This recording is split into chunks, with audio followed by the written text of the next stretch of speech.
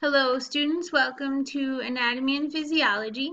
In this video I'm going to tour you around the course, show you all the important components, but make sure you also do this on your own so you can generate questions for me. If you have any questions, please pose them in the student introduction discussion when you get to that point. When you open the class, you see the home page. The home page is set to be a wiki page, and I'll get there in just a moment. Some professors have the home page be the announcements, but here it's going to be a wiki page. Click on syllabus.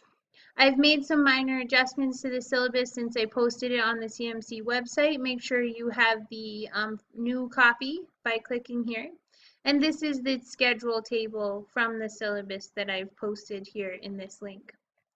Now, since I don't have the announcements on the home page, make sure you click on announcements as the first thing you do every time you come into the class.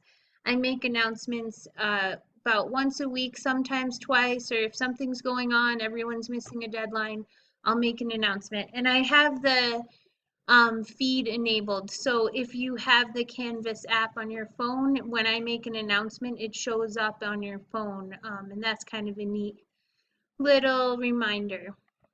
So let's look at the pages. This course is set up with a portfolio. So click on View All Pages to see all the pages. So there's two pages, that one and this one, that describe the portfolio, okay? But in the meantime, know that you're going to have to make one portfolio page for every unit, all right? So in these unit pages, as we get going, what you'll see when you open the course is a unit page, and it leads with the learning outcomes. And these are ideas for your portfolio. Here's the rubrics for each portfolio page. And if you have something you want to do that there's not a rubric for example, students have made brochures, then we can talk that out. Just make sure you communicate with me. Here also is the link to your electronic textbook. These are kind of old-fashioned fill-in-the-blank study guides. These have not been updated by the publisher in a long time, so there are just a few things that might not be exactly the same. In all the years I've been teaching this class, only only 2 students have chosen to use the paper study guides, but know that that's an option there for you. Then the rest of the wiki page are images and links that you could use to study. And my thought here is that if you were standing in a long grocery line or waiting for a bus or something like that, you could open the classroom and be right on the home page where you could start studying. You could just look at a couple diagrams, watch a YouTube video, and this would be really easy access. And the more you interact with your courses, the more you'll remember in the long term, because repetition is very important to learning. So now let's go to modules. The first module is the student introduction module, which we'll get started in this week. And then the second module is all about the portfolio. And notice that we have an outline due in the middle of the semester, and then we'll share parts of our portfolio at the end. The idea with the portfolio assignment is that you get full credit, because we've had this robust communication about it throughout the semester. So this is not a final exam where, you could make or break your grade on the last day. This is your effort directed at your career interests. The portfolio is a way for me to appeal to all the students, because this is a course for non-majors, but most students are pursuing some career in the health sciences, like they want to be an EMT or a therapist, a massage therapist. Your portfolio is where you can really direct that general learning about anatomy and physiology towards your personal interests. Maybe you're a high mountain climber. I've had students write their entire portfolio about like high altitude physiology. Okay, then we have modules for each unit. Every module looks the same. There's not a lot of moving parts in this class. It's the wiki page, the discussion, and the quiz, okay? Now we do have one group assignment. So along the way we will do one group assignment. There's an ungraded discussion where you'll communicate with your group about, for example, what case study you want to use. There are 3 different case studies here, and who will do what. Who will write which part, who will edit it at the end, etc., etc. There's also a revision period. So again, this is another assignment where if you really gel as a group and you work at it and you revise your paper according to my feedback, you'll get full credit. So really think about how you are in control. There's not a lot going on in this class that's going to make or break you because it's, you know, timed exams that are difficult for some people to take. There are quizzes, of course, and let me go now to the Connect site. So the quizzes are in your digital textbook site. You may have already purchased access to this. If not, when you enter the classroom, oh, whoops, I'm already logged in. Hold on one second. Let's try this again. When you enter the classroom, on the right side, it says register for your class. So you'll go through this prompt, you'll put in your email address, you'll pay with a credit card, and then you'll be in.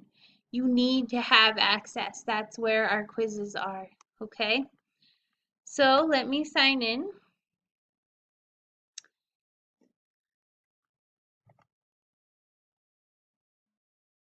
Okay, so here you'll see our quizzes. And then I want to show you this new thing I'm trying, okay?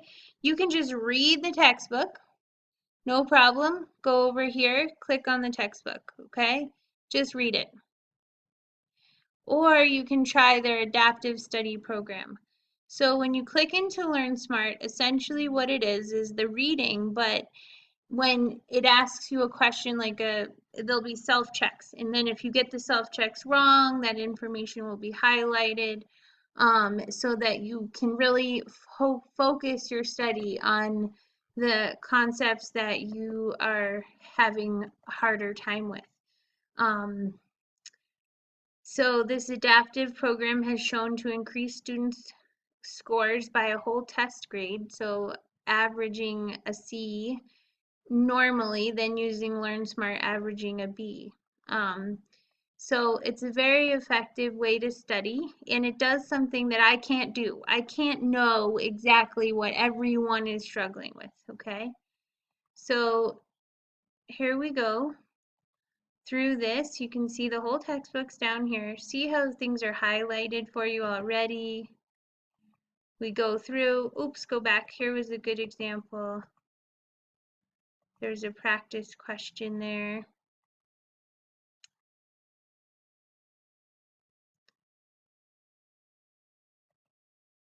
Okay, I don't think I can access it as the instructor. But anyway, there's quiz questions along the way that help you to focus on your learning. There's a lot of visual organization here. So what you will find is that the Learn Smart assignments have points associated with them. If you don't choose to do the Learn Smart reading, you don't lose any points, okay? If you do choose to complete the Learn Smart reading and you gain points from it, I will apply all of those points, 100% of them, to your overall quiz grade at the end of the semester.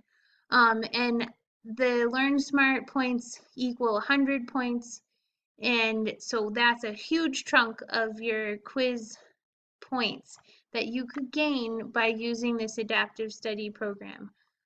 You can try it for one chapter and not do it for the next. Use it in any way you want and give me feedback, because I've never used this before and I'd really think it's a good tool, but I don't know.